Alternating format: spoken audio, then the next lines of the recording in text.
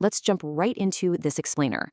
Today, we are looking at something completely wild: how extreme confinement literally forces human beings to build incredibly rigid social ladders.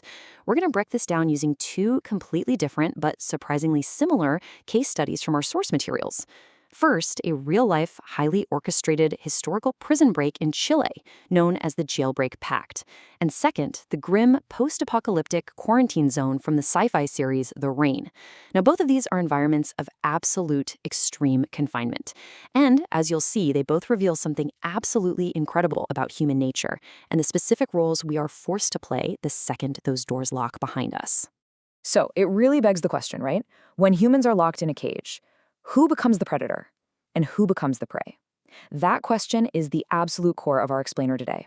We are going to focus really deeply on the roles of the inmates themselves and how their internal prison hierarchy actually functions.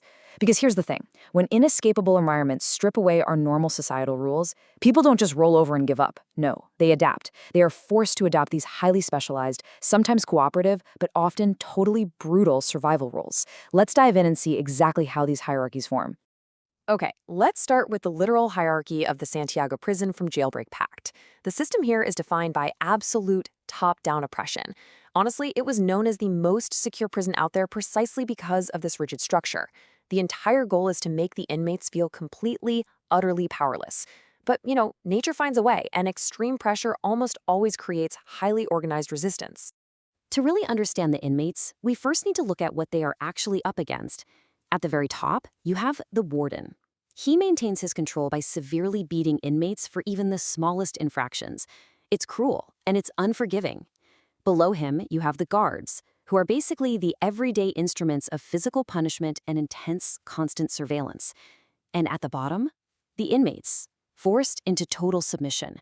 But this unforgiving environment organically forces those prisoners into the shadows, pushing them to create their own subterranean society just to survive, scheme, and ultimately attempt the impossible. Which brings us to a core concept for today: the inmate hierarchy. You see, to counter the warden's absolute power, the inmates construct their own invisible social ladder. It's essentially a subculture of specialized roles formed specifically to orchestrate subversion. They basically divide their population into a highly specialized workforce. Every single person has a vital role to play, and together they build an intricate, functioning ecosystem right under the guards' noses. It's like a giant puzzle. And what's truly fascinating here is how each prisoner adopts the absolute perfect archetype to further their massive 90-meter escape tunnel project. You've got Leon, the architect. He engineers the whole thing, mapping out the exact distances just by pacing the yard. Then you have the distraction, the guitarist, who perfectly times his music to mask the very loud sound of ceiling excavation while acting as a lookout. And of course, the laborers, like Raphael and German, who physically dig the dirt in strict, coordinated one-hour shifts. They really aren't just inmates anymore. They operate like a highly functioning clandestine organization. 80 tons. Let that sink in for a second. That is the unbelievable amount of excavated dirt these guys successfully hid right inside the prison. I mean, how do you even do that? Well, to pull this off, Leon and his team engineered these brilliant false ceilings. They even crafted fake structural blocks using a handmade mixture of crushed rubble, lime, and eggs. Yes, literally eggs. It is an absolutely wild testament to the sheer ingenuity that a specialized inmate hierarchy can achieve when their backs are completely against the wall. Now, this was definitely not some overnight smash and grab. No way. It took an agonizing 514 days of constant, totally nerve-wracking deception. By day 86, the hierarchy actually had to evolve. They realized, hey, we need more manpower, so they expanded their crew, essentially hiring new employees into their secret workforce. It took a year and a half of perfect coordination to finally breach that exterior wall and outsmart the repressors. But here's the catch. The greatest threat to an inmate hierarchy usually isn't the guards at all. The real danger, it's the internal traitor, the snitch. This is the archetype that dangerously blurs the line between the oppressed and the oppressor. They basically turn the inmate's own survival instincts against them. The methodology of the snitch is, honestly, dangerously predictable. Take a prisoner named Bigot, for example. He starts identifying suspicious patterns among the digging crew. So, he attempts to infiltrate their group by using a completely fabricated sob story about his family. But, and this is absolutely crucial, the inmate hierarchy's internal policing actually works. Raphael spots Bigot holding a very specific brand of cigarettes, the exact same brand smoked by the warden. That careless little slip completely exposes Bigot as a mole, and it ultimately leads to a brutal, violent clash with another inmate, Oscar, just to protect the group's secret. So we've seen exactly how these roles form in a literal, physical jail. But what if the entire world is a prison?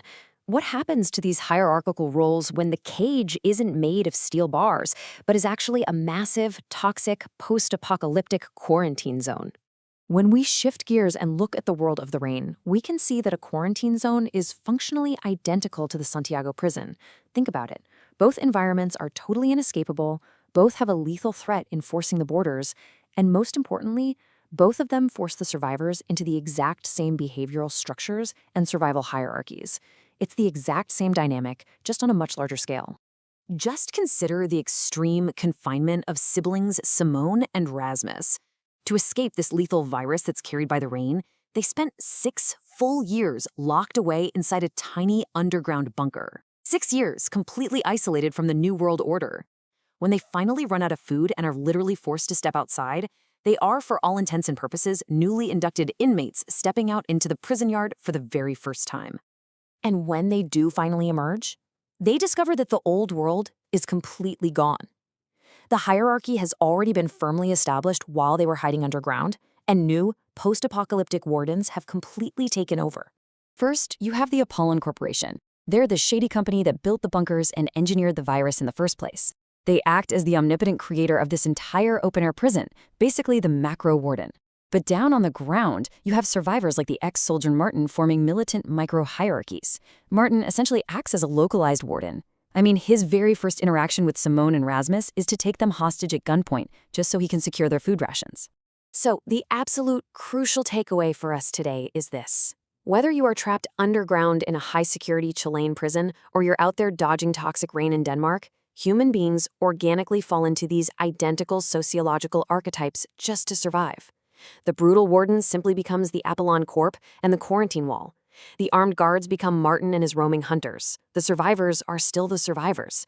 And, as we're about to see, the internal betrayer archetype evolves into something truly nightmarish. The ultimate betrayal. The most terrifying evolution of the inmate hierarchy is found right inside the quarantine zone, inside this seemingly perfect safe haven. It's an eerie, isolated mansion run by a guy named Alex, and spoiler alert, it is actually a cannibal cult. As the quote goes, they have no lack of food nor water because they are eating humans. In this completely grotesque subculture, the traditional hierarchy just totally fractures. The inmates literally become the predators. With no animals left to hunt and regular rations scarce, Alex and his cult prey on other wandering survivors.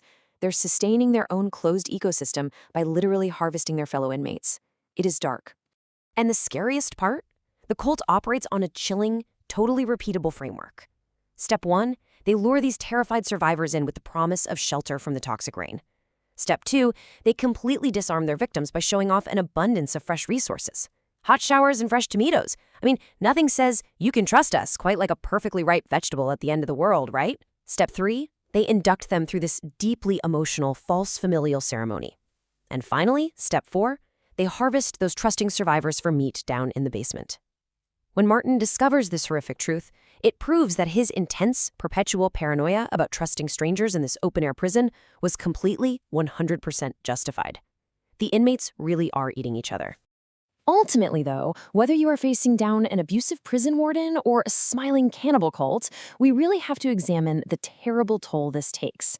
Challenging the hierarchy and attempting a breakout always has a severe cost. In these environments, freedom is never, ever free. Looking back at Santiago, the outcome of that grueling 514-day dig was, amazingly, a miraculous success for 49 inmates. They made it all the way through the tunnel to waiting buses. But it cost Oscar his freedom. Because he stayed behind to fight off the snitch bigot, Oscar was left too severely injured to climb into the tunnel himself.